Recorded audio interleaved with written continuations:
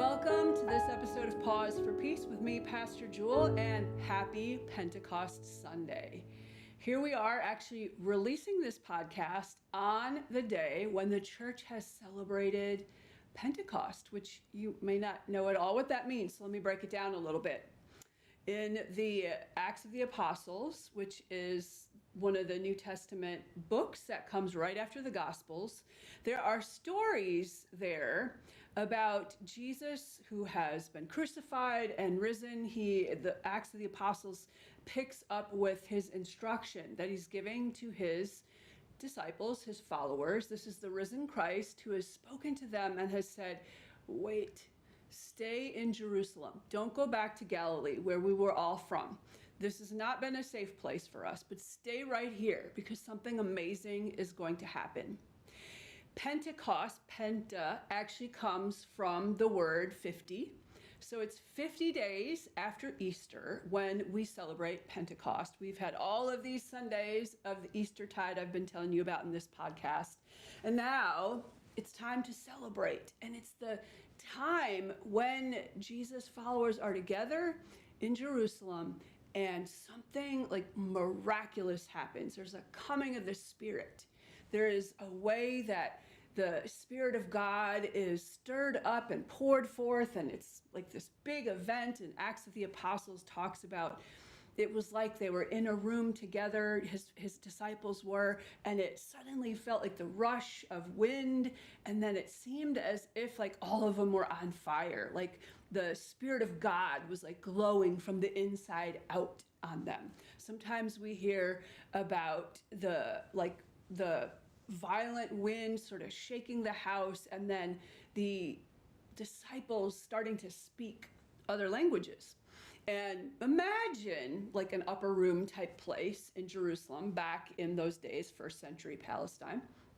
And the windows are like wide open, and they're having this experience inside, and this like worshipful kind of experience, and all of a sudden they're speaking all these different languages, and there were lots of his followers were there together. It kind of makes it sound like it was just the 12, but it was more than that. In fact, I think we think it was at least like 120 people who were together, so like jammed together in a room, and they're speaking all these different languages, and people outside are hearing this. Now, people outside were outside from all over the known world. There were Jews from all over who had actually been in what's called diaspora. The Jewish people were living all over in the Mediterranean world, some of them by choice, some of them because historically they were forced out of the area, and so they kind of made their lives. But there are 3 festivals in ancient Judaism, and that are to be like pilgrimages that are made by those who are part of the practices of Judaism. And one, we have already seen the Passover, which for Christians ends up being this time when Jesus is there celebrating Passover with his friends, when he actually loses his life and then is alive again. So we celebrate Easter and this like holy time leading up to it, which the Jews would have been together for Passover.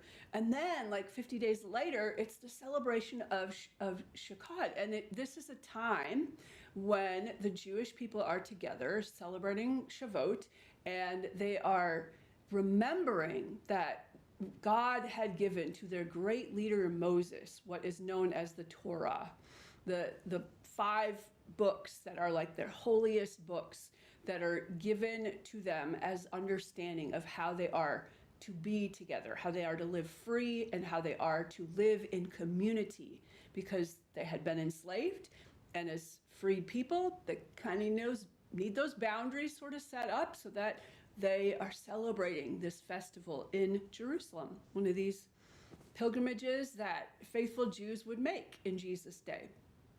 So those who were followers of Jesus, who also were faithful Jewish people, celebrating Shavuot when the Spirit comes.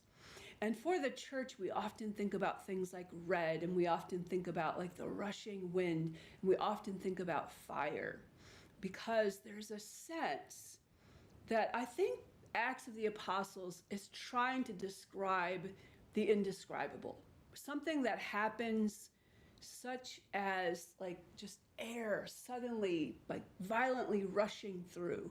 We might have all the like barometrics and all that and a meteorologist to tell us what that's all about today. But Acts of the Apostles is trying to say it was something like a mighty wind that rushed through. It was like air, which, you know, the ancient stories that were given in the Torah talk about the way that God breathed life into all humankind. And so there's a sense of like this gift that's given to animate all of us, this air that's a part, this breath of God that is within us is like suddenly being like stirred up in a new way. And for those who are meditators, you might be very familiar with when we continue to be so centered in ourselves and to be constantly in a practice of prayer. Maybe it's a daily 20-minute sit that we do. And there is a way that our energy like becomes alive, and when we're grounded well, and we literally can radiate, especially when we're passionate about something. So I think Acts of the Apostles is trying to capture that understanding of like when people are passionate and alive, it's like you can see fire coming forth from them. Or if you can see the aura, the energy body around people, you can see like the fiery like radiance that is about people.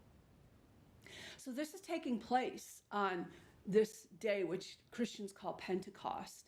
And recently, I had an opportunity to visit the Cathedral Basilica in St. Louis. I had no idea it was even there. My sister just like, hey, by the way, check this out. So I did, and I shared a little bit about that. One of the amazing shrines that I saw there, the Shrine of the Sacred Heart of Jesus. Preached about that actually last week, so you can check that out, my June 1st sermon. You can find it on our YouTube channel and fast forward to the sermon if you want. But this shrine the shrine in itself was beautiful. The Cathedral Basilica of St. Louis is absolutely amazing. Like, I have not been to many, many cathedrals or basilicas in my life. I'm just starting to have those experiences in Europe primarily, and I felt like I was stepping out from my car into like some medieval place in Italy or France, and it was like this amazing cathedral basilica built just at the turn of the 20th century in St. Louis, Missouri, in the middle of America.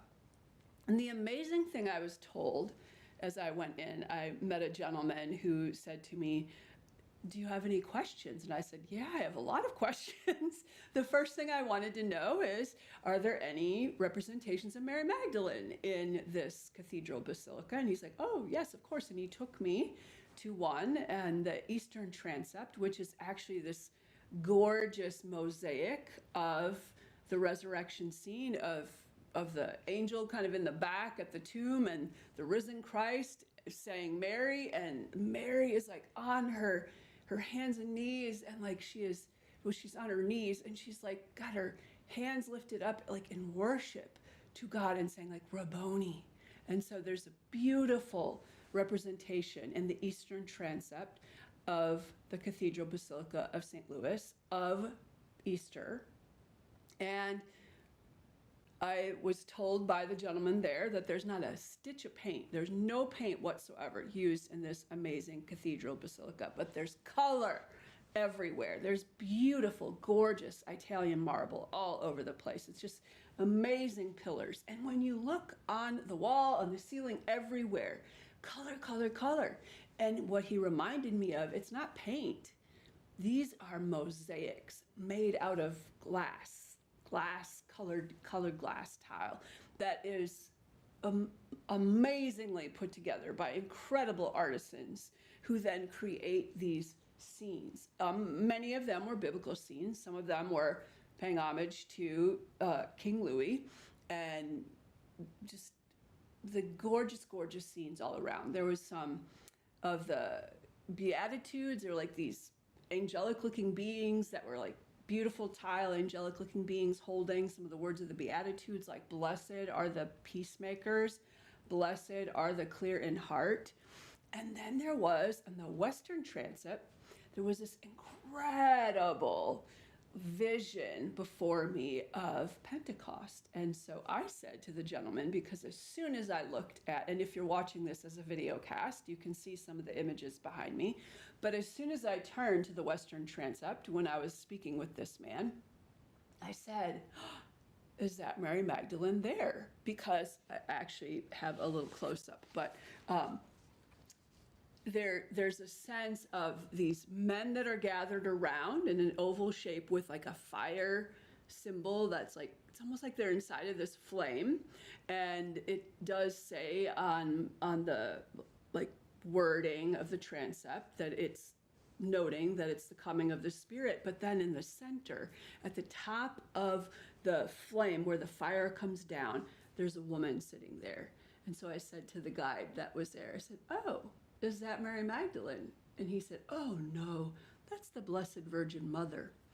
And I held my tongue because it doesn't make any sense that that would be Mother Mary and not Mary the Magdalene, who just had been at the tomb receiving from Jesus the words to go and tell. And even the Roman Catholic Church themselves has named her the apostle to the apostles. So it only makes sense to me that she would be right there, right under this flame coming down and at the center, like the apex of the oval, that she's there surrounded by all the other disciples of Jesus. And so we have in the photo I'm holding up here, it's a close up that I took. If you're watching this on the video cast, you can see. But we have these people who are looking to the heavens. They are seeing what looks like little tongues of fire. That's how Acts of the Apostles talks about it, coming over each one of them, like alighting each one of them. If you look closely, they've beautifully used the mosaic tile to show a little bit of the aura, the energy body around them in like this whitish yellow light, and then the flame coming forth. And then in the image that's behind me, you can see this whole flame that is like got all of them, enveloped all of them as they are receiving this gift of the Spirit. And so it only makes sense to me that the apostle to the apostles, Mary the Magdalene, would be the one there when the fire is coming, when the new commission is about to be released of this way of going forth into the world, empowered by this Spirit to live how we can to carry out the work of Christ. So that's Pentecost Sunday.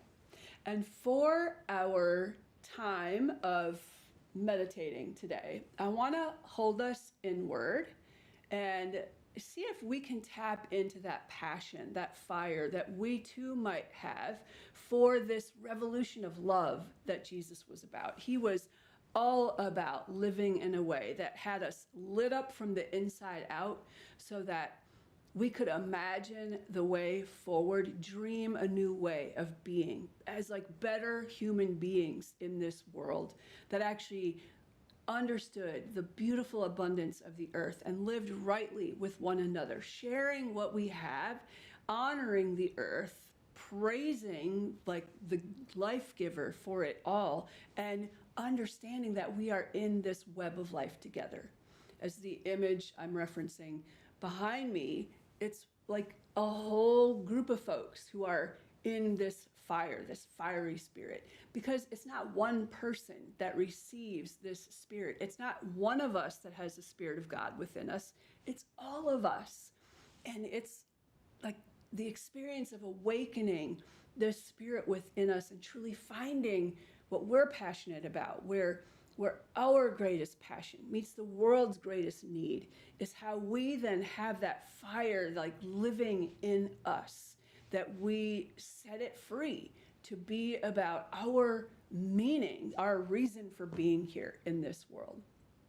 So let's get ourselves centered a little bit. If you will, get your feet flat on the earth. Become aware of the soles of your feet. And I invite you to close your eyes If you're driving, pull over and take a little break so you can pause to get yourself centered for a little more peace. Take a deep breath from the belly and release it. Another deep breath from the belly. When you release it, like really push it out there. We understand the rush of the wind and how this way that the breath moves through us, that we actually begin to have that fire gathering in the center of who we are. So let's use that breath one more time. Deep breath from the belly.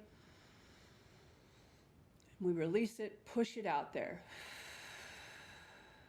There's a practice called fire breathing. I think I've talked about it at some time. But there's a way that we can like raise the inner fire in us through the movement of our breath. So let's take one more deep breath and push it out there.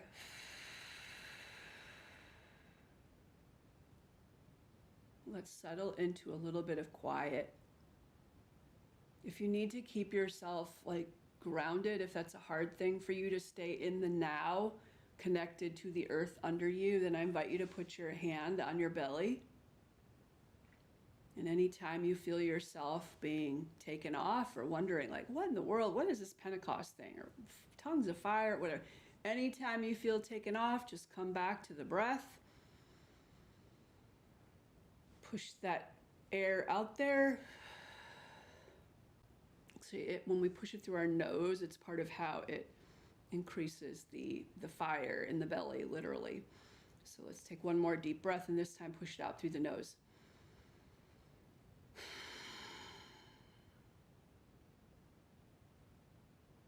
And here in the quiet, keeping ourselves grounded, holding our belly so that fire in our belly is still connected to the earth.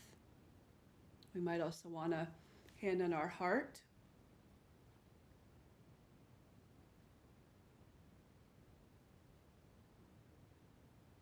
It is through the heart that we are able to connect with the Great Spirit that lives in all of us. But it's this column of energy that runs in us, like up and down our spine. You might hear those called the chakras. You might hear of the Hara line. These are like energetic parts of ourselves that actually are keeping us tethered to the earth and open to the transcendent beyond us. And so it's like this coming together that we are of the spirit and of matter.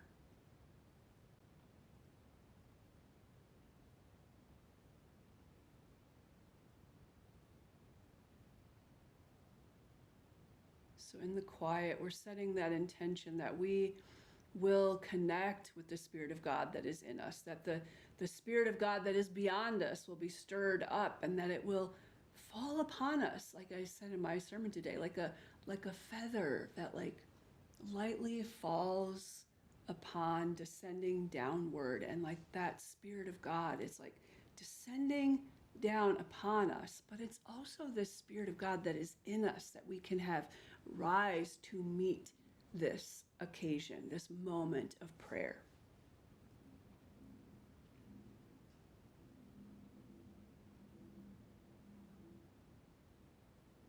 And moving both hands now to our heart space,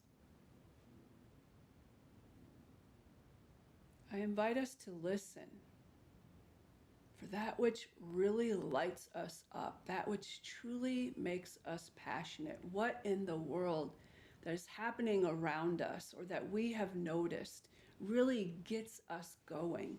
These are the things we want to pay attention to, because that's how we learn what we're here for, what purpose we have in this revolution of love that Jesus is about, to do what kind of work to make the world a better place. So when we notice those things within us that really start us broiling, these are the things to pay attention to. This is like the way the Spirit is stirred within us.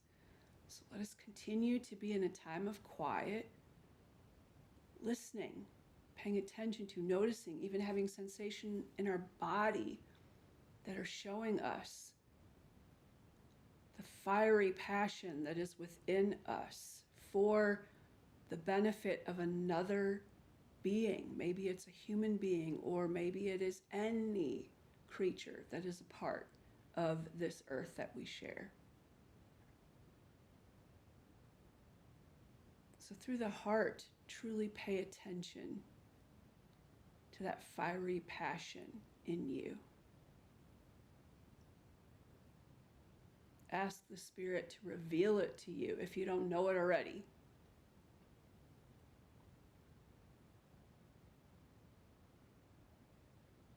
Or if you're somebody who spends your days living out your fiery passion, but yet some days you're like, what am I doing? It's hard. If you're working to start a new homeless ministry, as one of our community partners is doing, like, that can be really hard work.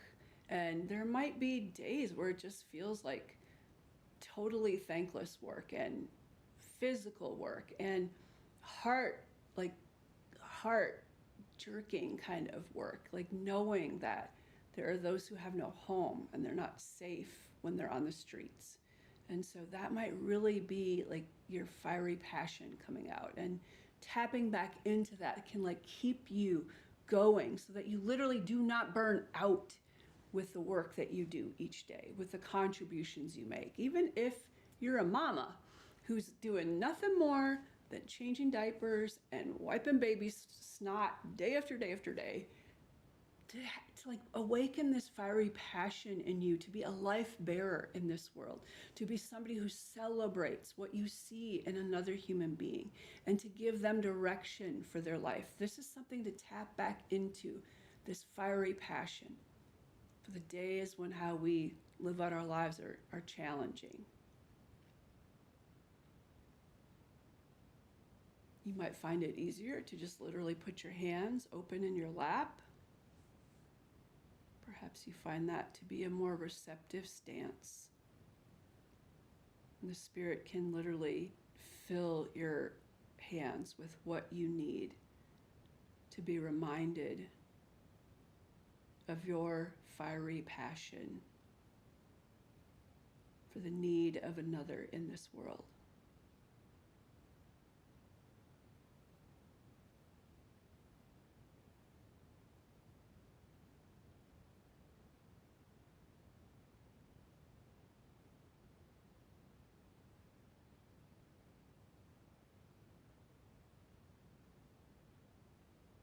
Yourself present as you're listening. Use your breath to do that, taking another deep breath from the belly. And release.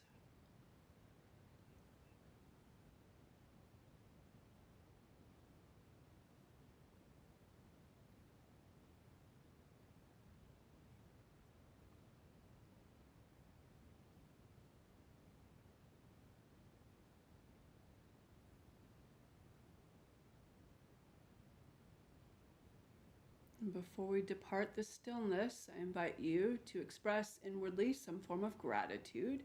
Gratitude for this experience to listen. Gratitude to learn about this season of Pentecost, this day that's celebrated by Christians. Gratitude for the fiery red passion that is in you, that like really is something that you would give your life for, because you're so passionate about that. So give some form of inner gratitude for whatever you have received in this time.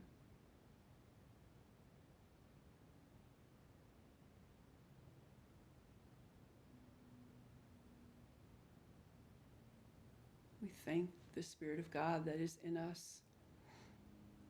We thank the Spirit of God that lives beyond us. We thank the Spirit of God, the life breath of God that is in all things. That energy that is the interwoven web of all things. We thank the Spirit of God.